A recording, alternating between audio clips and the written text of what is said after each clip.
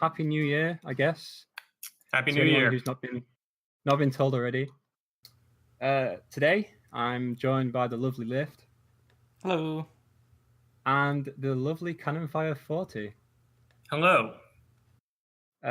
We'll be talking to Cannonfire in just a moment. We've just for the first part, we've got a couple of things to talk about for news. So, as most of you probably know, Mathematical made a huge donation to the Ascension Speed Society to the tune of something like one and something billion meat, which is going to contribute to the prize pool for a huge competition. I'm hoping it's going to be the biggest competition that KoL's ever seen in terms of prizes and participants. So that'll be happening hopefully latest in June, because it's going to take me forever to plan. So if anyone's good at planning things, let me know. Sign-ups are not until we announce, which will probably be a few months away yet. But just to give you all a heads up that this is happening. We're hoping that the prize pool will stretch to something like 3 or 4 billion. In terms of actual dollars, we're talking something like $2,000, something like that. So it's a substantial amount in terms of monetary value. We're going to be talking about these really popular changes that we've had, the ones that Reddit's been gushing over because it's so popular. We're going to be talking about those a little bit later. And very lastly, if anyone's Twitch Prime sub that's doing nothing, feel free to subscribe to us on Twitch, because we do pay for the hosting for the podcast and it'd be very much appreciated. So that's just a heads up there. So without further ado, Cannonfire. Hello. Hi. So this is the question I ask everybody. Where does your name come from? Oh, wow. I would love to have a good story for this. When it was, 10, 15 years ago, whenever RuneScape was popular, I tried to sign up for RuneScape with the name Cannonfire because I'd been to a naval museum earlier in the day when a friend told me about RuneScape. And Cannonfire was taken. So I tried Cannonfire 4 and that failed, and then I tried 40 and it succeeded. Is it a true story that Jig says is that you wanted to have Cannonfire 420, but it was taken? No, that's in my profile. It's a really good joke, but it's not actually true. Does Cannonfire 420 exist now? Yeah, I actually own that account. It was created right after Jig made the joke. Right. Okay. So Cannonfire, can you tell us a little bit about how you became a dev or why you became a dev? Yeah, sure. So my becoming a dev was mostly a matter of visibility in the game. Should I talk about all of the crazy, stupid stuff I did that led up to that, or just talk about how the dev selection process works? Because those are two different things. Yes, I see Slaw commented visibility in quotes in that chat. The juicy part is to come after we talk about the item of the month. So keep it succulent, but not quite juicy. Yeah, sure. I was reporting a lot of bugs in the game.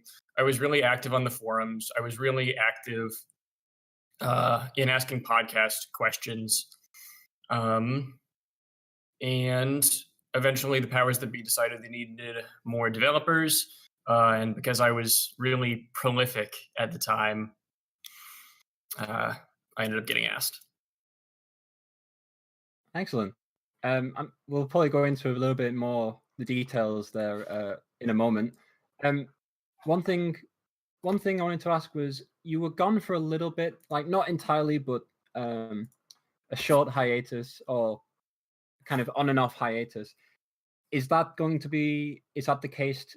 Are you only visiting, or do you think you'll be here for the long term? Or So I was on and off hiatus for the last year or two because I was really busy with real life commitments. As of October or November, I'm a lot more free last year, and I came back for Crimbo, and it's my intent to be sticking around and being active for the foreseeable future. I'm planning on at least trying to play the upcoming challenge path competitively. Oh, excellent. We obviously have no idea what that's going to be at this moment. I mean, Well, I'm good not news. sure I if also have no idea what it's going to be. uh, okay, so it wasn't a joke about the panic. The I podcast have no idea. Last minute panic provides good inspiration. cough kitten burglar cough. Yep. Maybe most item of the month that we're not quite sure about that. Well, it is January, and we have a new item of the month. The Kramco Industries packing carton, or the grinder. Impressions right away is we get to burn delay in January of 2019, which is something we were worried about and wanted. So this was an exciting item of the month to see. As far as specifics, we're not sure how the Wanderer's timing works yet, but the Wanderers are free fights. And they are sleeves aligned, they have a base meat drop, and do they drop the casings, is it every combat, Animus? Yes, 100% drop. I'm not sure if you can force them not to drop somehow. I don't know whether they're just a normal 100% No, the drop casings will drop every time that you kill a goblin. But can you, if you run minus 100% item drops, do they still drop? They're 100% drops, so they'll drop regardless of what modifiers you have. So they're just normal, okay. Oh, right, yeah, okay. Yeah, no, I think that the item is interesting in that it's kind of like a mini hipster, but in the offhand slots instead of being a familiar. Yeah. I think it's pretty interesting. In my preemptive sort of Reddit post, I gave kind of like a rundown of how I thought it was going to be used based on the information that I had at the time. But that information is not how it works. I thought that you couldn't get any wanderers until you filled it with meat. But the case is that you get wanderers with it equipped almost immediately, if not immediately. And this is being spaded. Slaw said on the Reddit that it probably won't be fully deterministic, but just because it's not fully deterministic doesn't mean that we don't have a chance at making a informed decision of when and where we can put the wanderers. Like right now, now that we don't know how it works, I think we basically treat it as a equipment hipster, like Khan just said, which means you basically stick it when you'd prefer to get a wanderer than you would run the latte, I guess. So delay zones where you don't need non-combat, you don't need banishers, something along those lines. Would you guys agree? Seems about right. I would agree with that. Something along those lines. I would say that knowing how it works will, as with most things, let you make informed decisions. But I would agree with Slaw that it's not going to be fully deterministic. Do you want to talk about how much this? So obviously the casings, they do something. Does anyone want to? Sure. The casings, you can grind them via a use link that's on the equipment page. You can, for 111 meat for the first one, and 222 for the second, and 333 for the third, put filling in the sausage casings to get 0 fullness foods that give you 1 turn each. And do we know the maximum amount yet? Was it 23 or was that hearsay? It was confirmed to be 23. Okay. Did we ever find out why it's sausages with 0 fullness? Was it just a flavor thing? It's just a flavor thing. They're sausages, and sausages are a thing that you eat, so they're food, but we didn't want them to take fullness, so they're 0 fullness foods. And they, as far as we know, they don't work with mayo stuff. They don't work with seasoning. They don't work with milk, obviously. Do they work with Munchies pills? No, no food modifiers will affect them. Okay, so that all the bases have been covered there. Yeah, 0 fullness food is surprisingly hard to break. I know Slaw put in a bunch of effort to trying to break it and failed. Right. Well, I mean, personally, I think this is a very strong item of the month. We'll probably talk about it again once we know how it works properly. Like, one thing's for certain, it's the best item of the month this year. Absolutely, hands down. I don't think there's any competition. See, exactly, it's that good. Yeah, there's no competition. It's that good. And the elf is item of the year, so it's disqualified from this competition already. Yeah, there's like a TLDR on the Reddit for the elf. It's not super Ascension relevant, but it's very good if you've not got any other familiars. It's like your go-to kind of run it for 500 turns familiar if you've got nothing else, sort of thing. Yeah, pretty swell. So we've covered the succulent part of the podcast. Now let's get into the juicy part. Mr. Cannonfire, you've been known to break one or two things in the KOL. Me never. So how about we talk about first? I don't know. Let's talk about stunt runs first. So you've done a bunch of those. How about we start there? Yeah. So stunt runs are something really near and dear to my heart. I've done a couple of them. I've helped guide a couple of other people, like Cube 11, through doing one or two. Stunt runs are all about doing runs through the game in ways that aren't intended or with some artificial constraints. I think a good example is back when the Warbear Crimbo was the active one, there was this new item that let you send gifts to other players. It was themed as some requisition drone, if I remember right. And at the time, it didn't check whether or not the target player was in Ronin or Hardcore when delivering the items. And so immediately you think to yourself, what can you do if you can get items to someone in Ronin Hardcore? And the answer is do a Bad Moon run and do it in one day and pick some funny familiar to do a 100% run with. I use the adorable Space Buddy because it's something you just can never do in Bad Moon otherwise. And that was really interesting because you could send 10 things to yourself per drone, and drones were expensive enough that I didn't want to buy like 100 of them at the time. So I remember I sent myself 20 or 30 bottles of blank out to cover free runaways for the run, some stat gain items, and a 17 ball because I don't like skipping the Tavern Rats any other way. I think Slaw has heard me complain about that before. And from there, you just play the run manually. For that kind of stunt run where you were trying to do a one-day run in as few turns as possible, you were just running away from everything that you can. Another example of that is when Kingdom of Loathing High School was the active challenge path. There was some issue with one of the, I forget if it was items in the path or non-combats in the path, that let you do something that took a turn when you had 0 turns remaining. And so by doing that repeatedly, you could decrement the Ronin counter. And so if you did that 1,000 times, you would leave Ronin and you could pull everything out of Hanks and you were effectively in casual. This was fixed eventually after those kinds of things kept happening by just making it so that if you do something that would take an adventure with 0 remaining, it doesn't count. Oh yeah, it was the walkie-talkie. That was it. You pulled the walkie-talkie and you changed channel 1,000 times and that broke you out of Ronin. Unreal. And then you were effectively in a casual run, and I put in a bunch of effort to try to get the turn count as close to 1137 as I could. And then that didn't work. And I was trying to decide between 1169 because I finished the run at 1142 and 1337, but I couldn't generate enough turns to get to 1337, which is something that I really, really regret. That's most disappointing to hear. Mm. I think a compromise would have been. No, never mind. 1420 wouldn't work either. Never mind. I probably could have gotten to 1234, but I kind of preferred 1169. But no, I mean when you're doing those kinds of runs, usually it is, or at least it is, you notice something that lets you do one of those runs, and then you have to act on it immediately.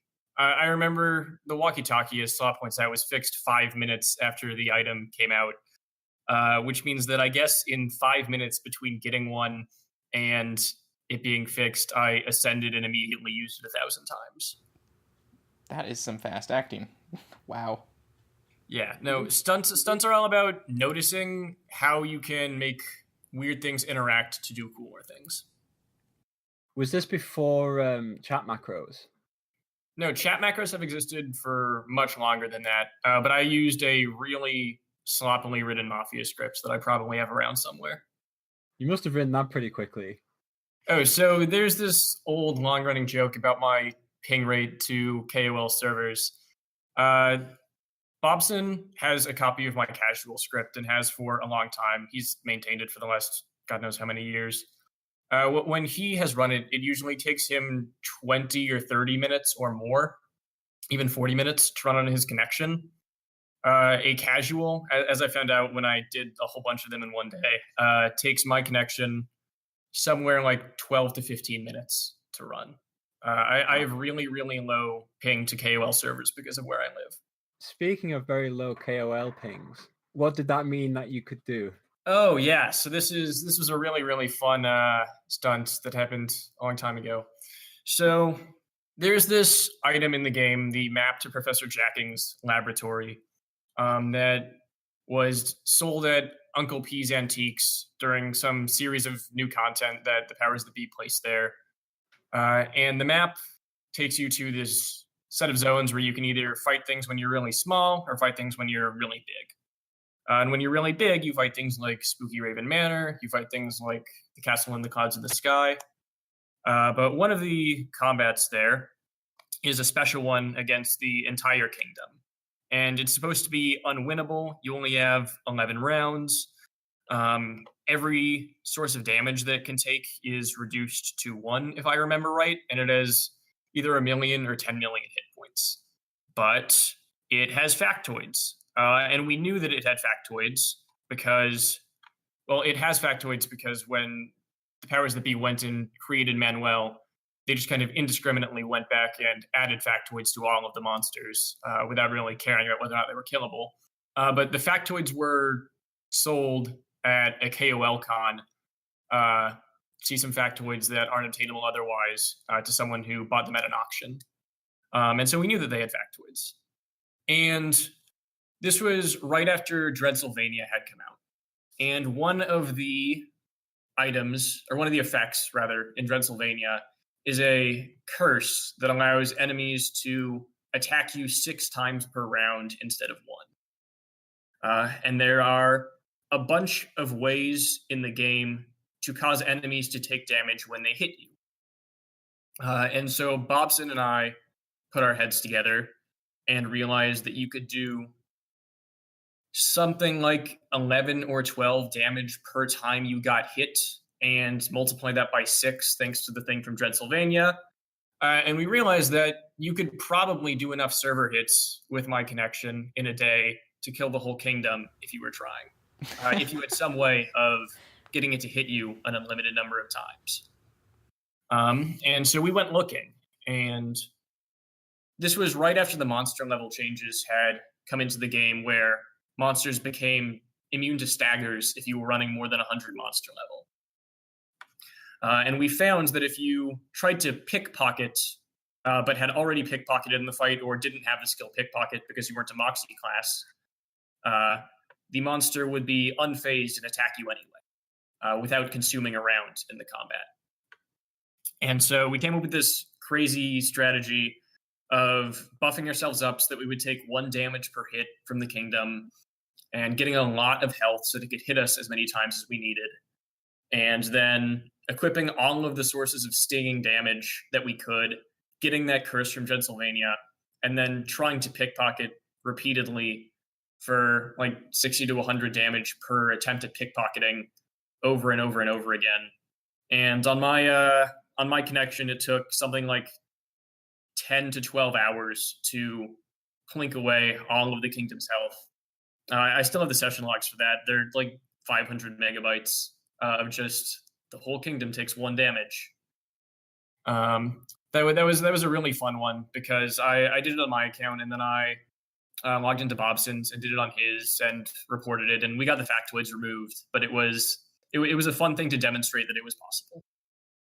That is really impressive. Circling back to some of these stories, how did you become a dev? What were the details surrounding that? Well, my becoming a dev is probably less the question than how did I get into doing all of these stupid kinds of things?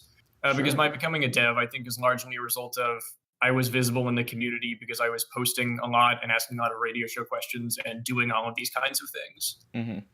Oh, yeah. Someone just asked in the chat, where does Cube of 11 come into this? I thought he also did a whole Kingdom kill. He did. After I did it and King Bobson did it, we made a forum thread about it and reported it. And Cube of 11 came to me asking how he could do it because he was also interested in doing that kind of stunt thing. And so I gave him all of the details he needed and all of the instructions that he needed. And he did it a day or two later. He sent me a thank you email, if I remember right. Probably still have that saved. But anyway, how I got into all of this stuff, I think was what you were asking, Lift? Yep, that's the one. Okay. So I was not a super active player between 2009 and 2012. I joined the game because a friend told me about it, but I was not really active. I played on and off for several years.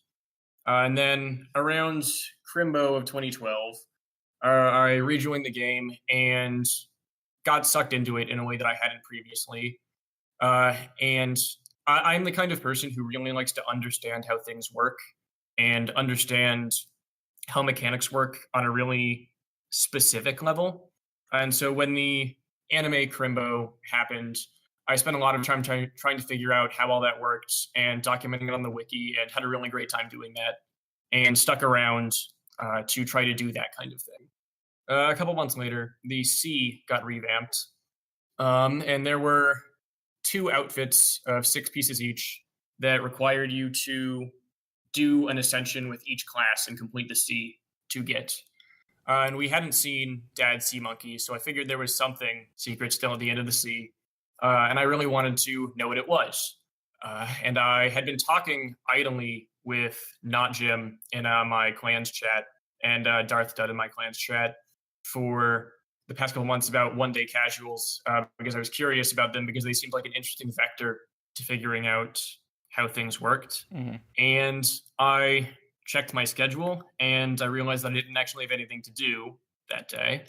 And so I just ascended into casual and started trying to figure out how to do one days by hand. I did all 12 of the I did all 12 of the casuals to complete the C by hand in about a day and a half of just doing ascensions over and over. I didn't have any scripts back then. And I had a really, really fun time doing it. And eventually I found Dead Sea Monkey at the bottom of the sea. And that was this huge puzzle combat that I didn't really understand was a puzzle because I was kind of more obtuse then than I am now. And so I ended up brute forcing it with this awful strategy where I would... so the correct strategy against Dead Sea Monkey is to use the Hobopolis 120 MP skills against him at the right times in combat. He's vulnerable to 1 out of 5 elements each round. And the intro text is this puzzle that tells you what elements he's vulnerable to. And I figured out that he was vulnerable to 1 element around pretty quickly, but didn't understand that it was a puzzle. 1 out of 6, yeah. So I used this awful strategy where I cast the cold Hobopolis spell 6 times, hoped that it hit once it was fully charged twice, and then cast Volcano Meteor for the rest of combat, hoping that it would hit both of the hot weaknesses. And after a couple hundred attempts, the numbers eventually worked out. A couple hundred, nice. But that was, the C was my first time really doing that kind of using casuals to do a stunt and figure out how things work. And I had a really, really, really fun time doing it. And so in the week after that, I wrote a script to do casuals and started using them for spading when I thought that they would be helpful. Ooh, now I've heard rumors that, speaking of casual runs, that you got when Olfaction released, it didn't take you long at all. Was it 1 day or was it 3 days? This is not when Olfaction released, but yeah, that's a fun story. So I tried to play competitively during the Avatar of Jarlsberg challenge path, which didn't let you use any skills from outside of the path.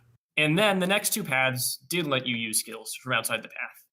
And I realized that without Olfaction, I couldn't really play competitively, and I really wanted to. And olfaction at the time took 200 days to get. And I didn't really want to wait 200 days. Understandable. But you can also get a lucre per ascension if you're ascending repeatedly, because ascending resets all of your daily flags. And so I remember it was December 30th or 31st. I was thinking about how I wanted olfaction, and I realized, wait, I can probably just do a bunch of casuals over and over again to get it. That would be a really good way to start the new year.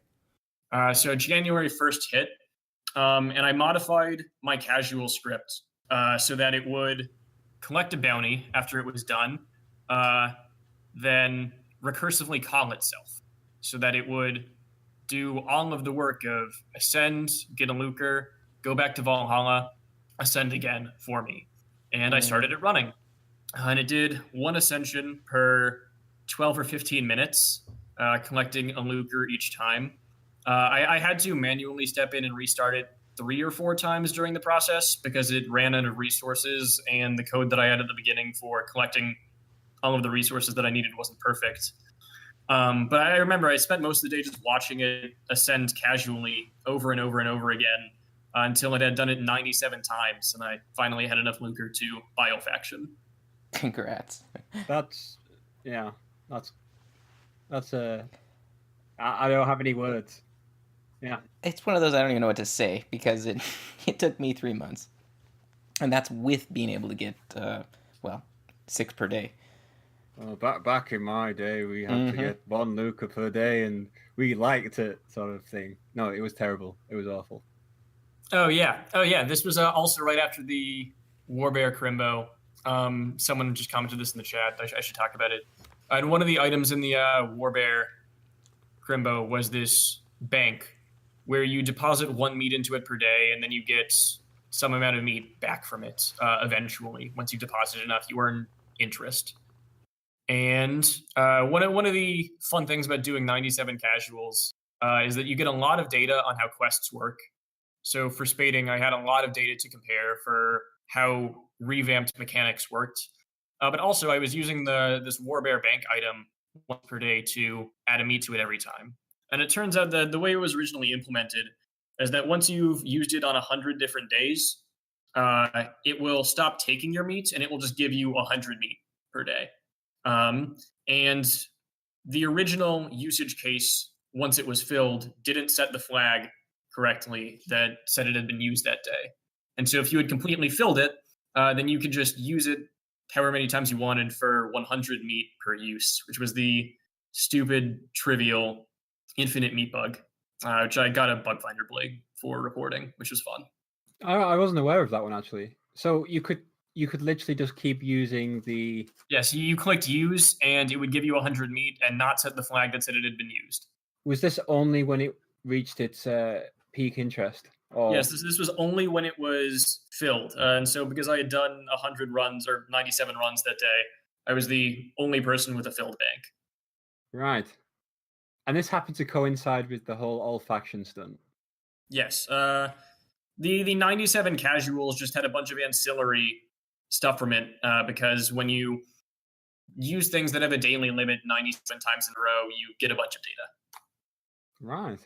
So at this point, Canon, we've got plenty more stories to go. Shall we answer a few questions and then maybe see if those are relevant to what we've been talking about and stuff and things like that? I'm totally happy to answer questions. Right. I'm going to check the Reddit because I did say people can post on Reddit, and some people wanted to. Oh, actually, before we move on to that, I want to ask, what do you think about casuals now being limited, being probably the best person to say whether casuals are a toxic or a good thing for the community? So I have a lot of conflicting feelings on casuals. I think that a world with unlimited casuals, where it is not possible to abuse them to break the economy, is a better world than one without unlimited casuals. The reason casuals got limited is because there was a Crimbo, I think the Chakra one, where it was very profitable to run a casual, and then spend all of your remaining terms farming the Krimbo event and selling whatever you got. And that kind of very profitable casual that incentivizes doing them infinitely in a day or however many times that your connection will allow you to, you can't have both that and a functional economy. I think it's unfortunate that that ended up being a thing that had to happen. I was the one who suggested limiting them to 2 per day when the issue of how should we limit these came up. So I'm... I accept that they're limited because I suggested how they were limited. I would have preferred if they didn't have to be limited, but I think that in the form that they were, they had to be limited. Is it 2 per day or is it 1 per day? I'm not sure. It is 1 more than normal runs. I think you can start 1 normal run in a day, and you can start 2 casuals. Okay. I thought it was you can start a non-casual run and 1 casual run, but I'm not too sure. Well, a non-casual run started will count towards the number that you can start. You can start 2 casuals, or you can start a normal and a casual. Right. Okay, that makes sense. Yeah, but you definitely cannot start, for example, if you start a hardcore standard run, then drop to casual, and then try to ascend again, you won't be able to send hardcore standard, right? Correct. Okay, that's in line with what I was thinking. I hope so. Yeah, casual dropping was kind of a problem in a couple of paths because it was a time suck unless you had a casual script. I don't think there was a public one at the time where it would be optimal to do some things that had high variance really quickly, check whether or not you got good RNG, and then if you didn't, drop to casual, do a 1-day run, and start up again. Yeah, I did that once in Jarlsberg when I was trying to go for a commendation where I had horrible RNG for the first couple of quests, dropped Jarlsberg, and ascended casual and started over. Is it Jarlsberg or is it Jarlsberg? Is there any canon on that, or? I think the cheese is Jarlsberg. Oh, okay. It's based on the cheese. So we have we'll pop into a few questions before we kind of talk about maybe some more stories, if that's okay. Yeah, of course. I think there's one that you can help with here. Is Jay asks, given that the grass, so the tall grass, is the only garden that's available this year, I mean so far at least, why is it still so bad? I think we can all kind of concur that it is lackluster in hardcore. Even in softcore, especially now that it was only ever good because Thanks Garden was a thing, right? It made Thanks Garden better. It made the other garden better, yeah. Right? It was never good. It just made something else better. It was like. So I think that one was designed to be fun if you were in the Pocket Familiars path, and the stuff outside the Pocket Familiars path was less of a focus for it. I think it was like 50 familiars if you're in the Pocket Familiars path. I agree it's not a great garden. I think that one of the problems with it is that the drops from the garden aren't deterministic, and so there's a lot of randomness in it, but I'm not sure. I would say the reason that it's not so good is because it was designed to be good in Pocket Familiars, but that's not a meaningful answer, so I apologize about that. Can I just say that even the berries, like the consolation prize, even those are terrible. They're really, really terrible. I think is it like I'll accept that. 6 stats a fight and half? Is it 250 MP, something like that, or is it half your MP? I don't know. I think it's half, but I have to. Oh, Slaw just said half. Yeah, I know Slaw has definitely advocated for tall grass. Receive some tender loving care, but I think that's not going to happen. Now that it's been almost a year that it's been out. I guess it'd be in bad taste to change it now. I'm not sure when you can't introduce more of them into the game, that kind of buff is not in great taste. Yeah, it would be one thing if it was day 14 of the month where it was released to buff it, but buffing it once it's been out of the store for a year is not so good. We need to just wait for it to make the 2019 garden great again. Well, it make itself great again by making something else even better, right? Because it will. That's going to be a continuing thing whilst it's in the standard. Is that you just pull that and then grow another garden. Yeah, that's a pretty funny strategy. I do think that the Pokemon Garden would be a little better if the drops were deterministic, using that day count class path hash that originated in the Confiscator's Grimoire. But who knows? This brings us on to something else. So obviously the garden gives us the chance for a pet item, and also I'm a great advocate of dice gear. Thank you. I think Slaw, and I can't remember if Erosion Seeker was also an advocate of dice gear or something like that. But anyway, I know Slaw definitely was. And few people actually know that the kill screen for some reason is not standard. I don't know why it's not standard. There is a reason why.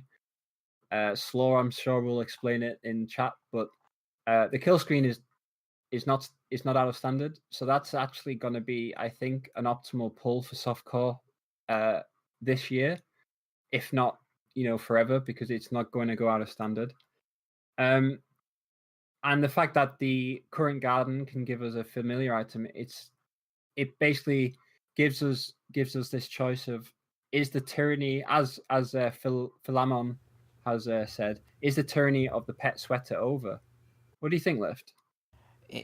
If it was deterministic and I could choose to play a Moxie class and guarantee that I get something like the Amulet coin or something equivalent to the pet sweater, yes, that would be nice, especially in hardcore. And then maybe we would take, I don't know, the Astral Mask or some other. But right now, I still might be playing it safe. At 10 familiar weight isn't really as big of a deal as it used to be.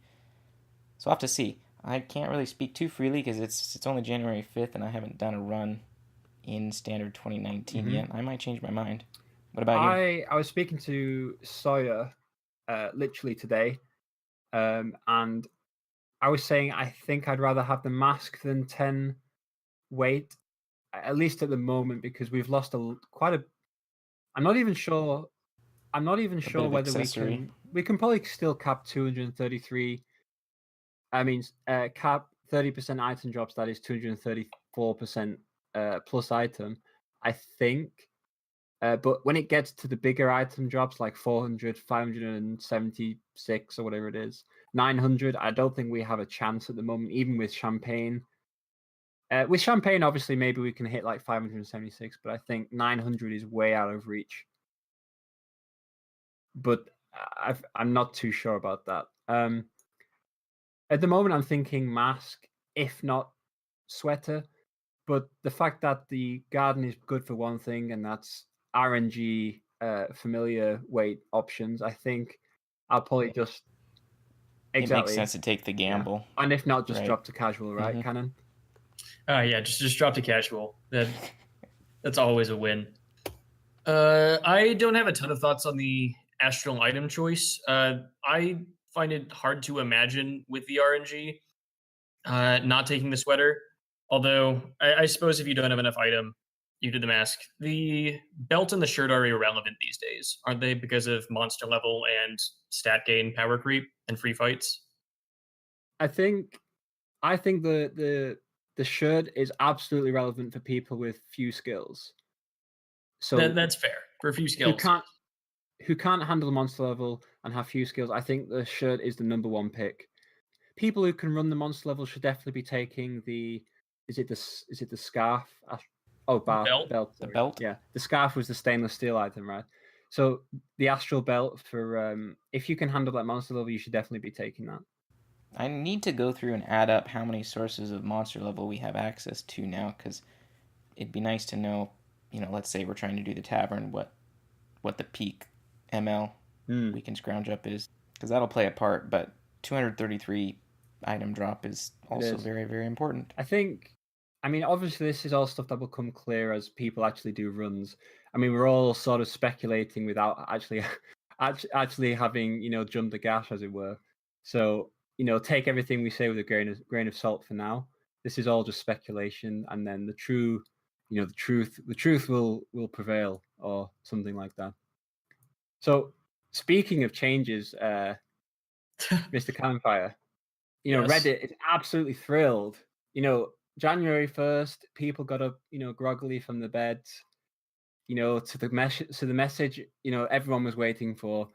No more pirate quest, no more bridge dictionary. People are really happy with the changes to the pirates. People love that you get to spend time with Shen and his snakes and doing the protester zone. I think I can't imagine people being happier about it.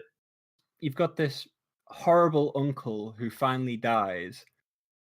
And then suddenly, when he's dead, he's the best person in the world. Like, even though he was an absolutely terrible person and you hated him, as soon as he dies, everyone's telling stories about how great he was. It's always just for those who are not following that closely and somehow don't know about the changes.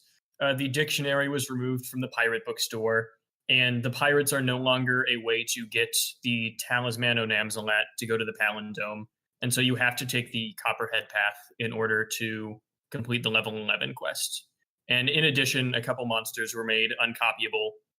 The Dirty Thieving Brigands, which you would copy previously to do the Nun's trick in order to complete the Nun's part of the war quest as a frat boy ahead of time, and the writing desk, which you would copy in order to skip the entire first floor of Spooky Raven Manor. Change is always scary, so I think that's where some of this is coming from. So can I respond to a comment in the podcast chat? Dryhead comments that if you want a meaningful reason Shen is awful, it's because there's literally no nuance to the club. I think that there is some nuance to the club. Are in the club trying to do things in order to speed up time in the protesters. When you're dealing with the snakes, you have some amount of choice there. And the choices are the snakes are deterministic based on what day you start the quest. And so you can make the routing decision to put off the zones where the snakes will be until later in order to save some turns that way. And the Frattlesnake is back and in the Smudor camp, which I'm sure people are thrilled about. Spending turns in the Smudor camp is always something that makes people happy. I am not going to disagree that the current optimal strategy in the club is to set the zone to fire using a waiter disguise and then collect as many flaming drinks as you can. The issues in the club and in the snakes will become apparent as people do runs using the club and the snakes. And in a month or two, if there are serious problems with it, I think that there will be some measurement of that being addressed. I mean, there is an intent with these changes to see what happens, and if things are a slog, make them not a slog. Cannon, can you perhaps just reiterate what Slaw's already said on the Reddit in terms of, is this a change where, like, we're given this change and that's how it is and tough, or is it much more of the case that, they give us this big change, they see what happens, they see what the feedback is, and then they tweak it accordingly? Yeah, I could speak to that. So the reason that this happened on January 1st is because that is the time when you need to make big changes to quests that will make them slower, because otherwise people who do runs before the changes have a big advantage. I mean, a year of items of the month would wipe out any difference from doing the Copperheads over doing the Pirates. But with the dictionary and that and making things uncopyable all at once, the safest thing to do for the speed game to make sure that everyone is on a level playing field is just to do it all at once. And with those changes being made, I wouldn't expect them to be this way forever. I don't think the Pirates are coming back as a viable path, but the dictionary is going to come back somewhere. It might not be an abridged dictionary. It might be a normal dictionary, but that will be available again. The gates will be completable. And from a speed perspective, the dev team is, and the powers that be are aware that the Copperheads might have problems. But nobody has ever really seriously done the Copperheads in paths because the Pirates have always been faster. There have been people who have done them because they prefer the Copperheads, but the community as a whole hasn't analyzed the copperheads in a way that they've analyzed the pirates. And so the hope is that people will figure out how to do the copperheads. And if there are parts of it that are slogs, then we will get feedback on that and apply some aloe to the pain that got applied via these changes. So things might not be fantastic at the moment, but if there really are problems with the Copperhead quest that should be addressed, they will be addressed. Yeah. So people just need to do some runs, see how things go, post their feedback, on Reddit or whatever, and then this is not a thing that's just going to be, this is how it is. There's definitely some room for change if need be, right? Yeah, I mean, I actually have a lot of thoughts on the Copperheads and what can be done to make them better. I have proposals that I'm going to be making for how to improve them in ways that I think are more friendly for everyone. I've done the Copperheads a fair number of times. I ran them during Sneaky Pete when it was active because I preferred them then. And I've run them every time that I've been doing competitive runs. Although I haven't been doing that as much the last couple of years because I've been on a kind of hiatus. But there are actively plans to be talking about how to improve it, and I actively have very specific proposals. The Shen quest in general, I've got something like 30 data points, which I'm going to share in chat now. This is the spading I've just been doing. These 30 data points, as far as I can tell, how the Shen zone works is that on the very first turn you're guaranteed the intro adventure, which asks you to get your first snake, and then based on what day of the run it is, because the snakes are seeded, correct? The snakes are seeded based on the day of your run. There's some information about that on the wiki. It's not on the page that I would expect it to be on, but it's on the page for the adventure where he gives you the poison effect. Mm-hmm. So based on these data points, and this matches all of the data points that I've got, is that after turn 4, you have a chance of getting Shen super likely number 2, which is the second snake quest. It's not always on turn 5. There's a chance that you don't get it on turn 5, but if you don't get it on turn 5, you get it on turn 6. I propose that this is a 50% chance for the first one. It's kind of difficult to kind of work out how likely a super likely is when how I'm testing this is that I'm buffering the choice with the crappy waiter disguise, because that's also a super likely, and a super likely 100% super 100% super likelies have a 50% chance of occurring each. However, 100% super likely and what I think is a 50% super likely, I'm not sure. There's what is it, like a 25% chance that you get you would get the one that's 50% and then a 75 to get the one that's 100. Does that sound right? So answering that requires really in-depth knowledge of how super likely selection works. The game will iterate over super likelies that are relevant for the zone and check if the conditions are applicable for them. And if you meet the condition for the super likely, you will get it. I don't actually know how the ordering of super likelies works in that iteration. I have never thought to check that. That is an interesting question. So I can't speak to precise probabilities there. Okay, the TLDR of what my data seems to suggest is that on turn 5 you have a chance of getting the Shen super likely. On turn 6 you have what seems to be 100% chance of getting that super likely. Same again for turn 10 and 11. So guaranteed on 11, 10 has a chance. I'm not sure what that chance is. And then again on turn 15 and I think 16. But I haven't got as much data for those last 2 points because the person's data is a PvPer, and the PvPers don't need to do anything past the third snake, so they never hand it into Shen. unfortunately.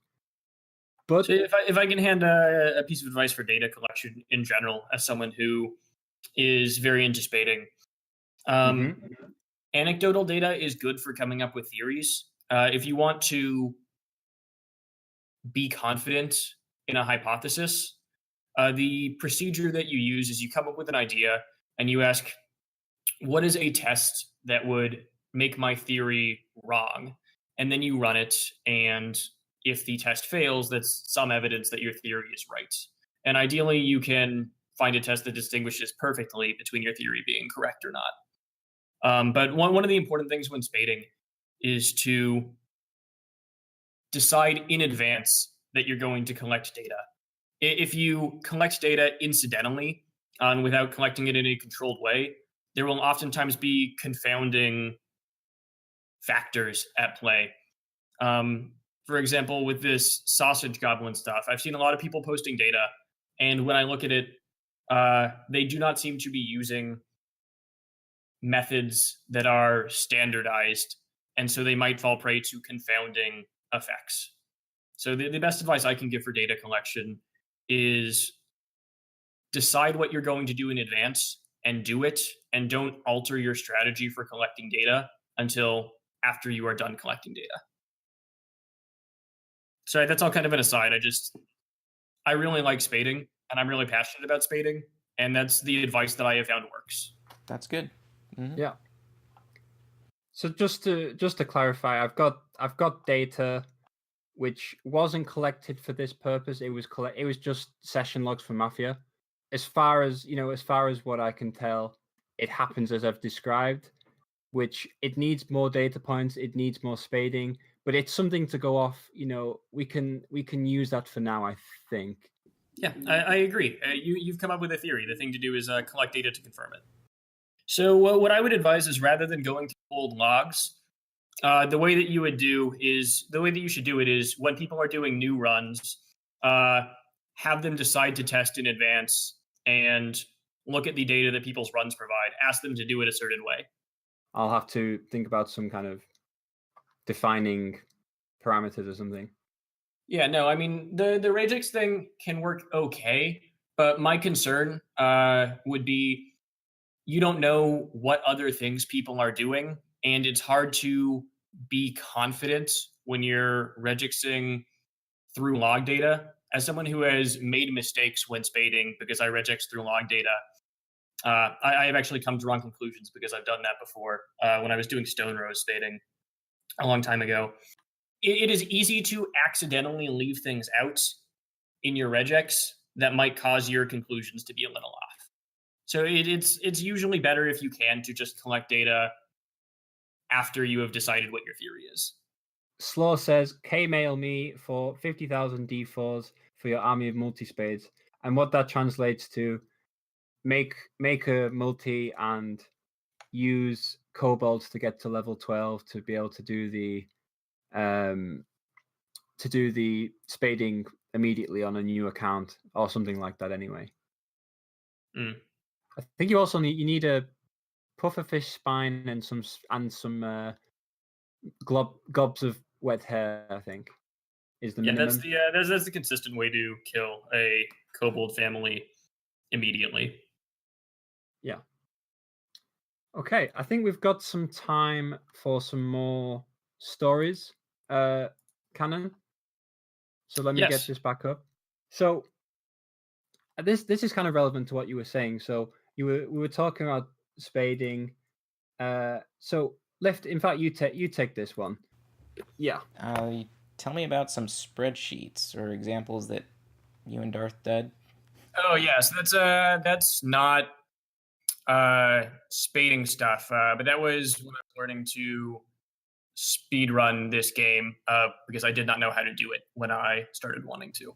Yeah, so I was lucky enough to be kind of grabbed out of the hardcore channel into a clan with a bunch of people who I really like, including Darth Dud and Not Jim, who were both active speedrunners at the time.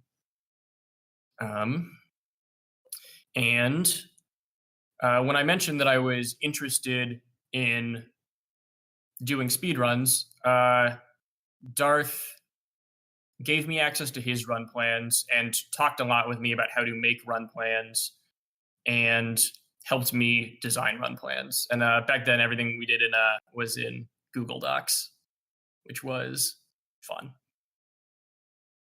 And the procedure that we used was resources were a lot more enumerable back then in Jarlsberg than they are now when everything is slotless and you have a million different things. But it was enumerate all of the limited resources that you have, fill out what you're going to use each limited resource on, and then with someone else who's going over it, justify each thing that you're using the limited resource on, and have someone else sanity check it with you. Eventually do this by yourself, but especially when you're making spreadsheets, or if not spreadsheets, making plans, a good thing to do is to have a reason for doing everything that you're doing. It is not every round of combat, which someone said, which is a pretty good joke. But for example, an old plan for Jarlsberg, which was like a softcore plan that we hoped would be a gold star plan. You listed the pulls, it listed what you use like tomes on, it listed what you use your clovers on, it listed what you use your yellow rays on, it listed what you use your copies on, and it listed all of how you are doing your consumption. And the idea is that even if you don't stick to it exactly, because some things will go awry, you will be pretty accurate. And you know what you're doing ahead of time. That is actually a remarkably accurate spreadsheet to what ours looked like that the dictator just posted in chat. I can post one myself, 1 second. So back in Jarlsberg, it was optimal to pull a bunch of pixel orbs and use all your consumption, and then use the pixel orbs for stats. Because Jarlsberg's biggest struggle was that he didn't have enough stat gains. So here is, my screen's a little small, so I apologize about that. But here is what a spreadsheet looked like for our plan for the gold star runs we were making at Jarlsberg. And we had a less try-hard plan that didn't use those kinds of orbs, that instead power leveled using the Clan of Cave Bars in the Hidden Temple, which wasn't limited and had a much larger monster level bonus than other monsters. And I can also copy paste that plan into the chat too. But yeah, the idea was just know what you have that are important limited resources, plan all of them, and justify them to someone. If you don't have someone, try to justify them to yourself, but have reasons for everything that you're pulling, have reasons for everything that you're yellow raying, for everything that you're copying, et cetera, et cetera. And Darth was really, really helpful to me when I was first learning how to speedrun, because he was really good at telling me what pulls were and were not bad. If I asked him, is this a good pull, and tried to explain why I thought it was, he could explain to me why it was or wasn't. Yeah, that's always really helpful to have someone to bounce ideas off of. It's pretty integral when I was learning how to speedrun as well. So, do you want to give us like an example of, how about what we were discussing earlier, just as an example with the wishing for a, I think it was a surgeon, whether wishing for a surgeon was a good idea. So, how about you go through the process of that? Yeah, so back in Sneaky Pete, I remember that I didn't have olfaction because I was Sneaky Pete, and the doctor zone seemed like a good place to maybe use a pull if you couldn't get a piece of the surgeon gear from the hidden park. And I mean, the idea, hopefully, if you're doing the run and everything goes well, is that you do the hidden park first, you banish janitors from appearing elsewhere in the city, and you hope that you get a piece of the doctor gear from the non-combats there. And each piece of doctor gear that you equip gives you an extra 10% chance of getting the super likely that completes the zone. So if you have one piece on, you have a 10% chance of getting that super likely. If you have two pieces on, you have a 20% chance of getting that super likely. And the surgeon, which is just a monster in the zone, drops a piece every time you fight it. It'll drop a piece that you don't have. And I reran the numbers this morning. Actually, kind of a diversion. I am currently working on a framework for simulating various zones in the game that lets you use complex strategies without having to rewrite a script every time. So it'll be a library. I'm writing it in Python. I'm hoping it'll be easy to use, but it's reasonably featured at the moment. I'm going to throw it on GitHub when it's. But I used it this morning to simulate the surgeon zone with various pieces of starting gear and whether or not you're olfacting, whether or not you're allocating a macro meteorite for it. And I found when doing that the zone, if you don't olfact and you don't have any doctor gear, will take you 6.8 turns to get the super likely. That is, on average, 6.8 turns after you start adventuring there, you will get the super likely that ends the zone. If you have one piece of doctor gear and you're not olfacting, when you start adventuring in the zone, it's 4.2 turns. So in a situation where you can't olfact and maybe you don't have macro meteorite, that is a pull that saves more than 2.5 turns. And going from one piece to two piece starting saves another 1.5 turns and brings you down to 2.7. It's weaker if you can olfact. If you can olfact, then with 0 pieces, it takes 5.25 turns. If you adventure and just sniff the first guy that you see. And with one piece, it takes 3.6. So a piece saves about a turn and a half. And going from 1 to 2, if you're olfacting, saves about a turn, taking you from 3.5 to about 2. Macro meteorite is kind of like forcing yourself with some probability that you don't to get the surgeon on the first turn. I actually simulated it properly where I chose another monster using the zone's normal monster choosing semantics. It saves like half of a turn to use a macro meteorite in that zone. And that's actually pretty consistent whether or not you are olfacting. I mean, if you have 0 pieces and you're not olfacting, using a macro meteorite actually saves like 0.8 turns because it doesn't add the surgeon to the queue. And so the surgeon will not be in the queue when you encounter it a second time. But that's super edge case stuff. From the context of wishing, wishing is kind of interesting because it's like encountering it first because you can sniff it. And so it works out that wishing for it gives about the same amount of turns. If you have 0 pieces and you wish for it, the numbers work out that that's like planning on olfacting it and using a macro meteorite and starting with 1 piece. If you wish for it and sniff it, you spend 3.2 turns in the zone, but you use a turn on the wish, and so it works out to 4.2 turns, which is actually exactly as many as it takes if you start with a piece and you just plan on using a macro meteorite and olfacting for it. So wishing is usually not really worth it because of the turn that you spend on the wish. The biggest factor in determining what saves turns is just how many pieces you enter the zone with. And so if you can enter with an extra piece without having to spend a turn on it, that's actually, I think, a better pull than some people realize.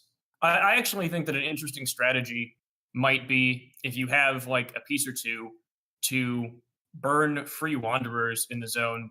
Actually, do wanderers override super likelies? I forget if they do. They should. If they do, then never mind. Yeah, never mind. Yeah, they definitely do because I know Bobson was running wanderers in the top in the upper chamber because he wants to skip the wheel. Because if you skip the wheel, then you have a 50% chance of getting either the wheel or the middle chamber unlock. So you have to use Wanderers there to be able to do that. Yeah. So someone asked in the chat if I'm using PyKOL or just running my own library. It's just a standalone, simple library specifically for simulating, and the goal is to make it as easy to use as possible while still letting you do complex strategies. It was pretty easy for me to test the various, am I olfacting or not? How many pieces do I start with? Do I use a macro meteorite or not? Kind of strategy. And I think having that kind of tool publicly available will be useful to people. Yeah, absolutely. I very much look forward to that. We've got an excellent question here from Erosion Seeker, which is, how do we feel about Clover randomness / vote monster randomness? Is it fine, or do you think that this is like a meaningful detriment to a run? I'm going to speak from last year's standard. We needed, was it 1 Clover day lift, and then we needed 2 Clover day minimum for our final iteration of the plan. If we got 2 Clover days, did that save us any turns? Were we able to use double Clovers in there? If we got 2, no, that only gave us an extra Clover. You had to get lucky with the abridged dictionary roll to use 2 for double blue clue to save a turn. So basically, it was either, yeah. Basically, yeah.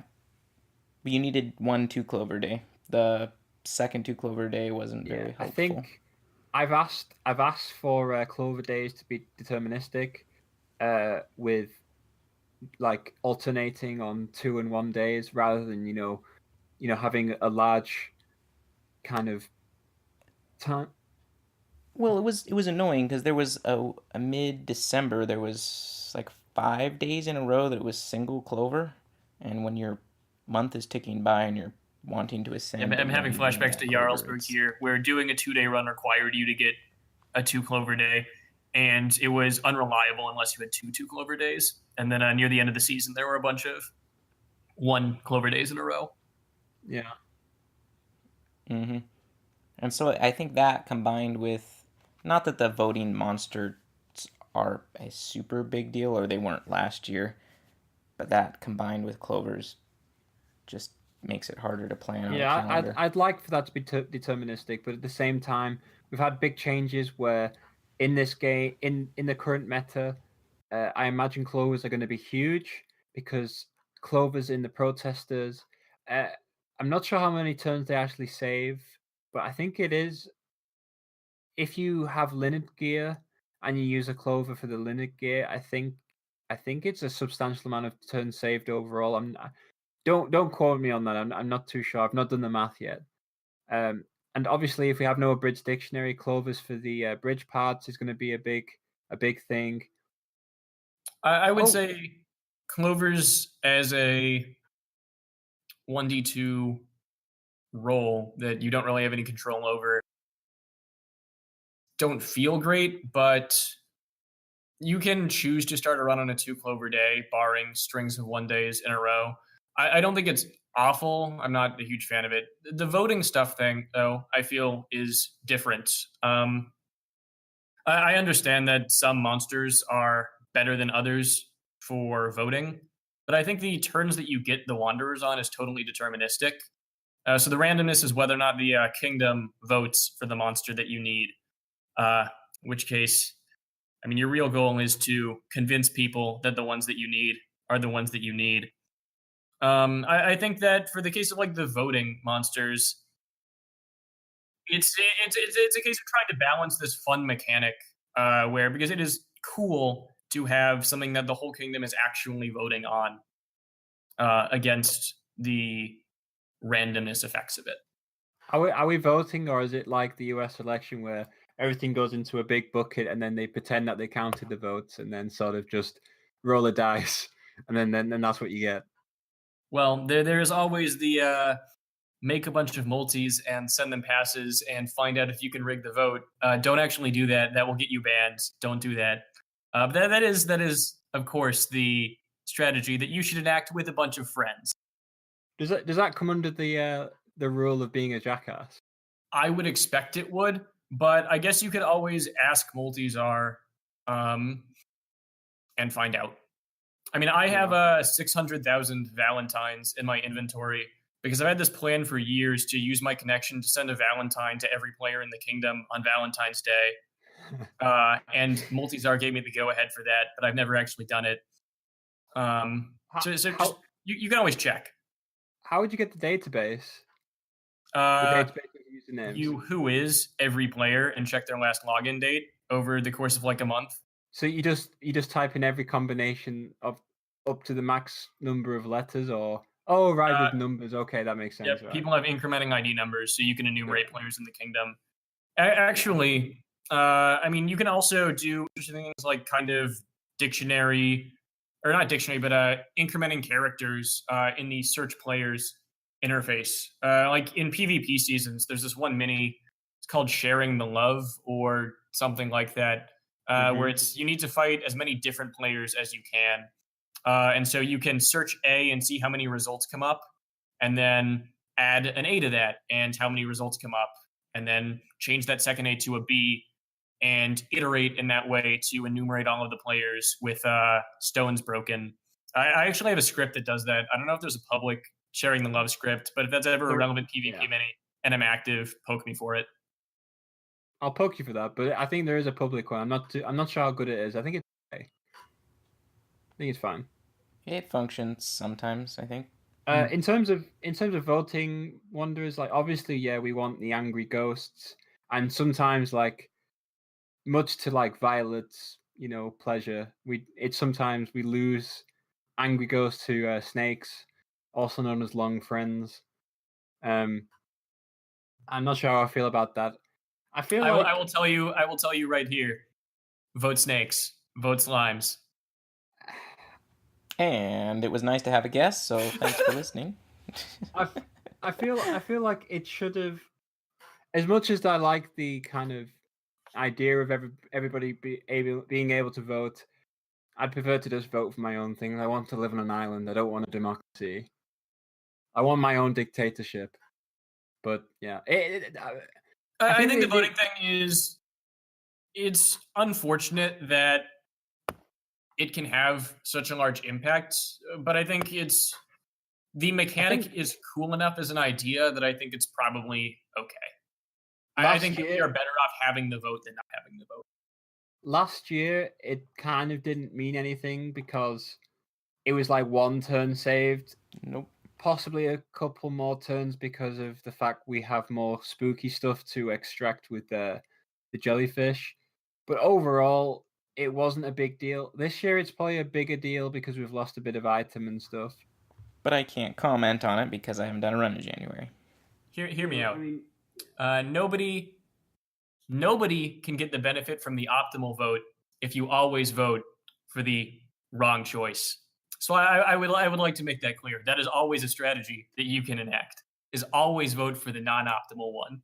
Vote for snakes. Vote for slimes. All right. We, in terms of like typical podcast time, we are up, but I'm sure we can. Are we good to go for another 10-15 minutes? I am totally free for the next little bit, so I'm happy to talk. I'm happy to answer questions. Excellent. Let's very briefly talk about people on Reddit are complaining about, what do I eat? The source terminal is gone. I have no more food left. Woe is me, etc. What do we say about that very briefly? We'll obviously do, much more tailored episodes in the future, but in terms of what's available to eat, is it true we have nothing left? Obligatory plug for dieting pill and Gru egg omelet. Ooh, that's another issue of contention. But if we go Marmot, that won't be a possible. Yep.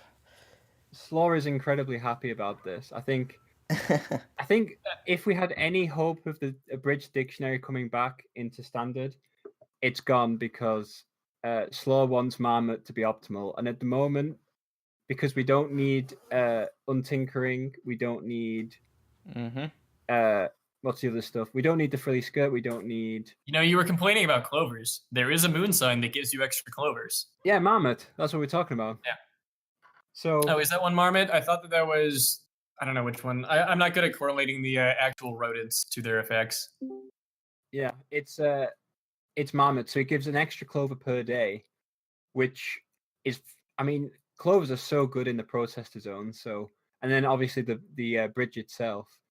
So, I think for that reason alone, I think Slaw's going to try and manipulate the powers that be in a way which is the bridge. Let's keep the abridged dictionary away from the speed game or something like that. I would not be surprised if the dictionary's return was just a normal dictionary and not an abridged one. The joke is fantastic on that dictionary.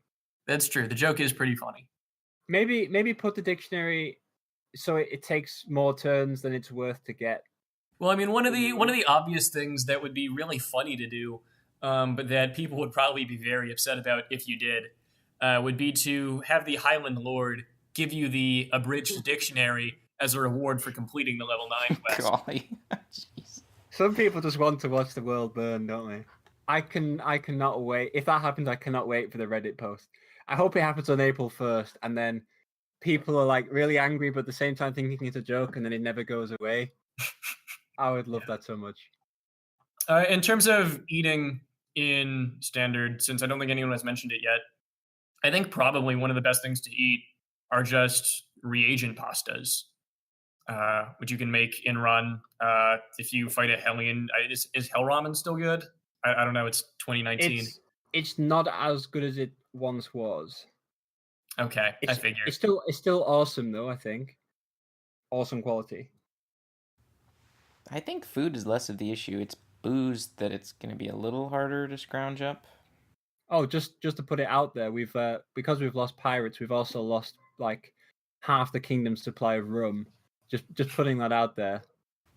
Well, we only wanted whiskey anyway. What do we drink, Cannon? What do we drink? That is a good question. You can use the Robor Tender if you have it. I think that's still in standard. Yeah, the low price of like 500 million made. The candle, the Familiar of the Year from last year has an awesome booze, I think. Yeah, It's a shame because you lost the detective too when that went out of standard, which provided that booze. I think booze is harder than food right now. The sleaze drink from the protesters, the Mamalishi or something. Yeah, the protester zone does have some good drops in it.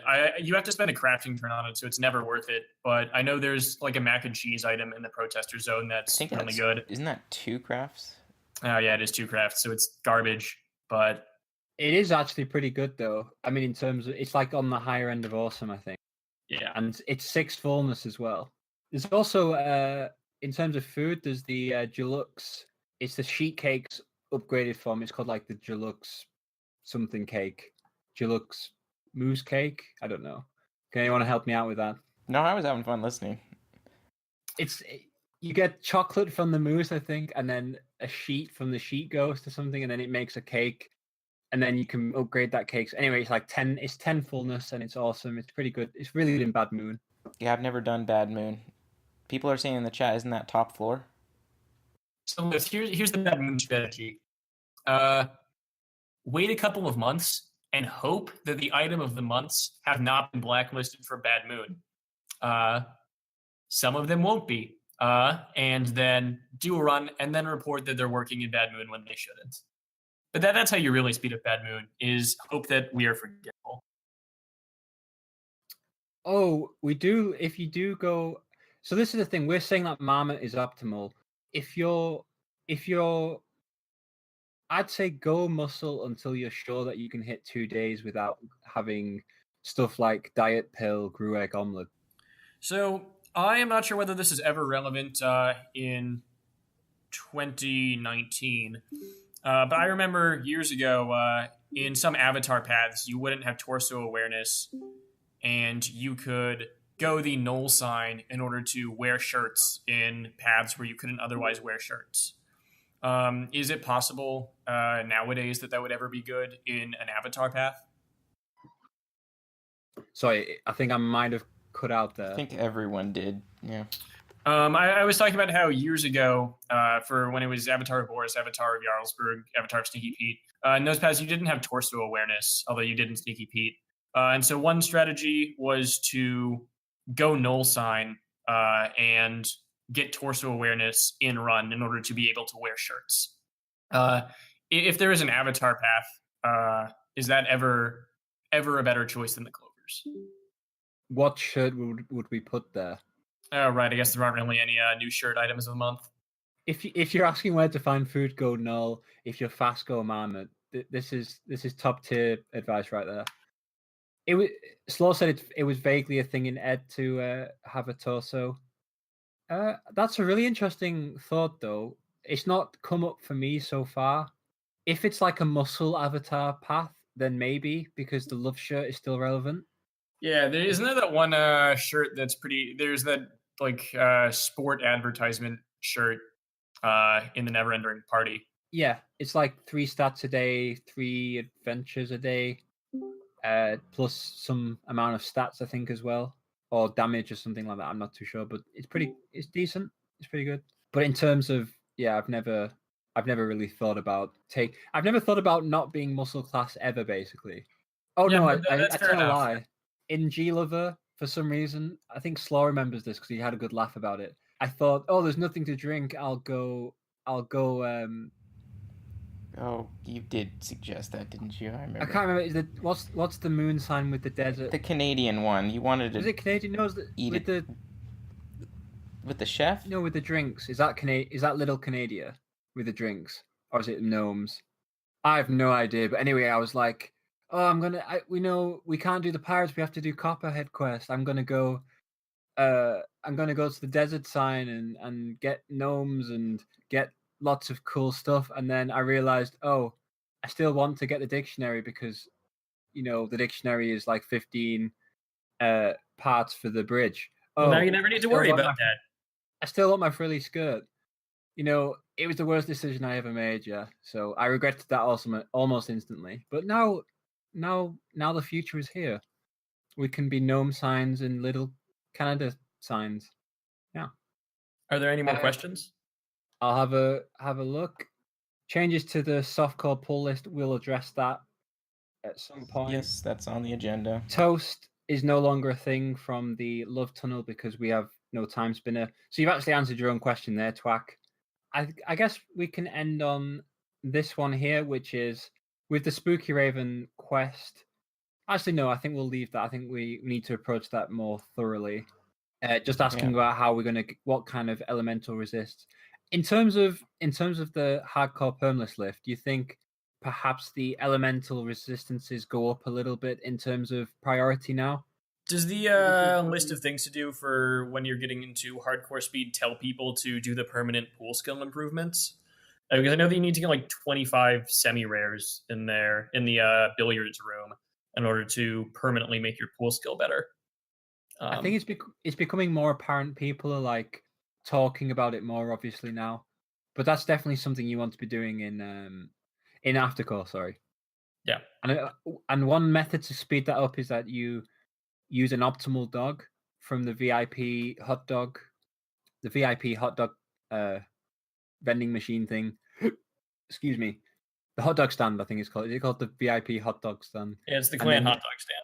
Yeah, and then that gives you an optimal hot dog for, I think it's 25 tattered scraps, which gives you a semi-rare on your next turn. You can't get the same semi-rare in a row, so you would basically use it, then get another semi-rare, and then do it that way. Yeah, that is the best way to speed that up. Although you could also, if you are ascending repeatedly, you could just do it after you finish your run if you have enough turns, and then ascend again at the end of the day. Use that casual script that everybody has. Yeah, use the casual script. Or just run hardcore community service and do it that way. How many casuals did you do by hand back in the day? When I was doing the C, I did 12 by hand in like a day and a half. But the week after that, I started writing the casual script. And the casual script that I wrote is disgusting. It is visit URL, manually going to everything in a row. Because what I was doing was I didn't know how to program back then. I was manually translating the actions that I did in a manual casual into Mafia. It's super rickety. It does stuff like it assumes my inventory, so it equips a 17 ball. I know that Salah has complained about this to me a lot. But it was literally just me saying, okay, what am I doing when I do this manually? Turn that into a bunch of visit URL statements. It's really rickety, and it's crazy to me that it works as well as it does. I've just had an interesting thought. Is it possible to completely do a run with just chat commands? Yes, because you have /goto, which lets you force your mainframe to load arbitrary URLs, and you can use the JavaScript escape thing to add your password hash to things that need it. So you can absolutely do a run entirely with chat commands. But is there enough space in the chat commands thing to do it with purely pre-written chat commands?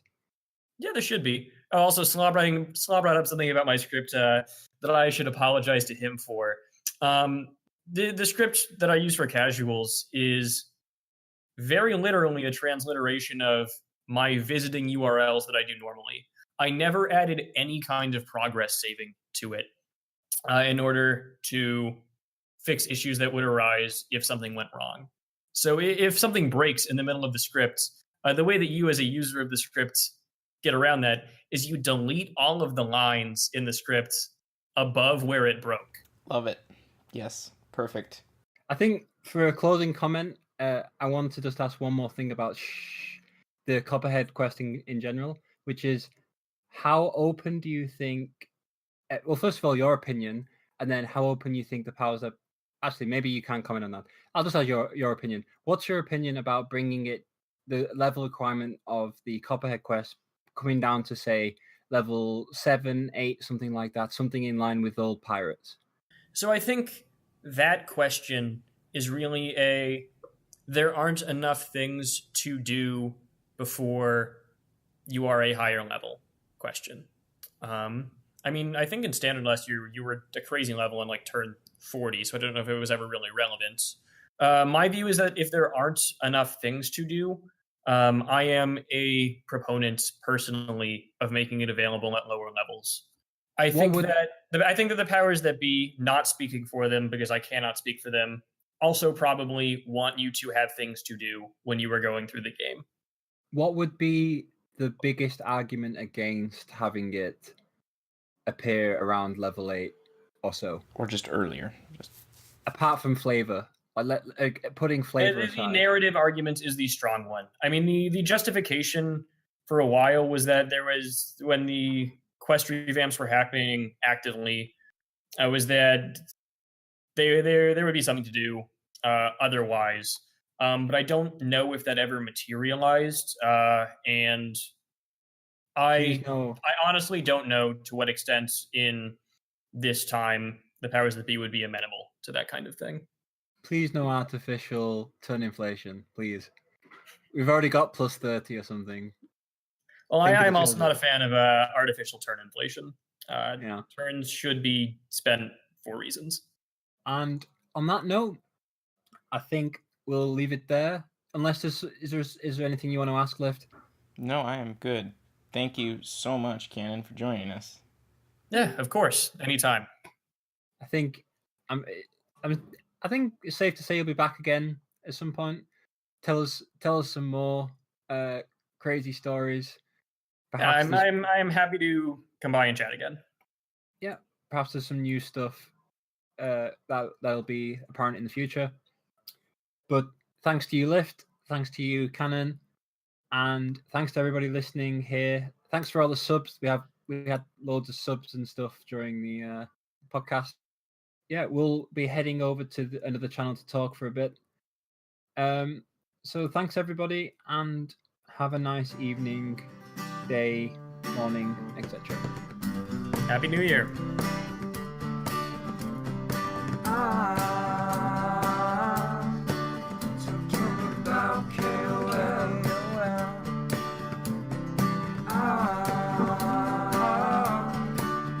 thinking about